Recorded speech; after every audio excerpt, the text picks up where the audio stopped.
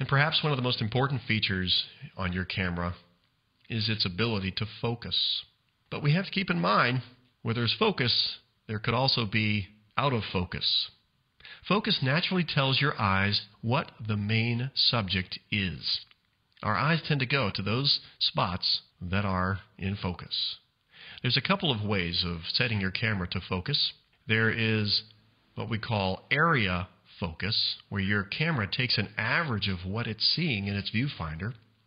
Or there's spot focus. You can even aim that particular spot, usually the center of your viewfinder, to a particular subject and focus directly and specifically on that particular spot. I'd like to teach you about something called depth of field. Depth of field is a range. It's a space in front of the camera in which objects are relatively in focus. Now, depth of field can change depending on various factors. One factor is the lens choice.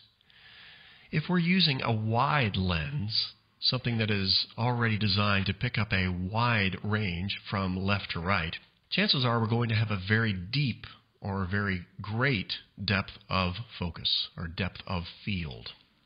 Now, that's a very good thing unless, of course, you want to get something far away, close in your viewfinder. In that case, you'll have to use a telephoto lens, which does just the opposite and creates a depth of field which is rather shallow. That is, the range that is actually in focus is much less. There's yet another factor which will have an effect on our depth of field, and it's the aperture in our camera.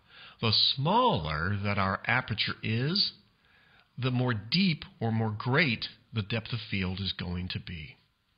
And the wider that our aperture needs to be opened in order to get an exposure, the more shallow our depth of field will be. Now, every time we move our aperture, we have the reciprocal effect. In other words, our shutter speed may also need to be adjusted to make proper compensation.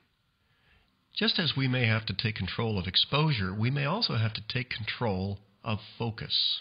Autofocus has its limits, just like auto exposure has its limits.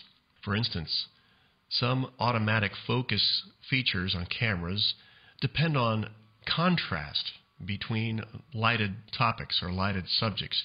And if there isn't enough contrast, as in low light situations, your autofocus feature may not work very well. Or maybe you're looking through fences or tree branches or a screen. In that case, your camera doesn't really know what you want to focus on. This feature, going halfway, is also called the zoom and lock technique. Here's what you do to make sure that what you want to be in focus is in focus, because sometimes the subject is off center and your camera's focus meter is right in the middle. So what do? Well, just follow this procedure. First, ask, what is my subject? In this particular example, I am assuming the subject is this woman who's in the jacket. What I do is zoom in on that subject with my zoom feature on my camera, if I have it. I'm pointing the middle of my focus meter right at her nose. At that point, I press my shutter release button halfway. This is a feature you can find on most cameras these days. What that does is focuses directly on her. But that's not the end of it. Now, I zoom back and compose the shot as I think it would look the best, and I press my shutter release button the rest of the way, and the photo is taken. Different lenses are going to have different effects on what it is you're photographing. Let's see if we can give an example. In the first photo here, well, our subject looks a little bit distorted. She looks like a pleasant enough person, but I'm not quite sure that's how she really looks. Her hair seems small. Her nose seems a little bigger than normal. Is that normal? No. This is the use of a wide-angle lens. This is a very common effect of distortion that a wide-angle lens will cause. This picture was taken up in a relatively close range, which causes this unusual distortion.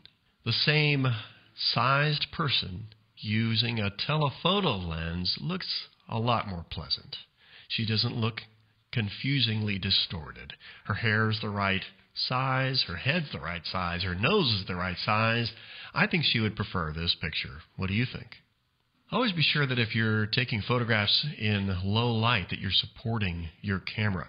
Anytime you think you might need to hold your camera for a long time, you don't need to move a lot like in nature photography or portrait photography. Use a tripod.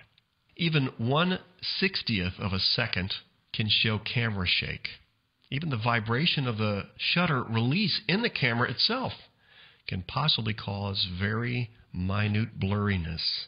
So be very aware when you're in low light situations. And what do you do if you don't have a tripod? Well, you become the tripod. If you're going to shoot photographs without a tripod, learn some of these techniques. Keep your knees slightly bent in what we call the athletic position. You might prop your elbows on your torso. Make sure that your elbows are on another object, like a car or a bench. The idea is to minimize any possible movement. You can lean against a wall. Most walls are very, very steady. I strongly recommend that you use your camera's image stabilization if it has it. Another great tool is a beanbag. It's much smaller than a tripod. You can put it on top of a car, a rock, a bench, a table, and the next thing you know, you have an instant tripod.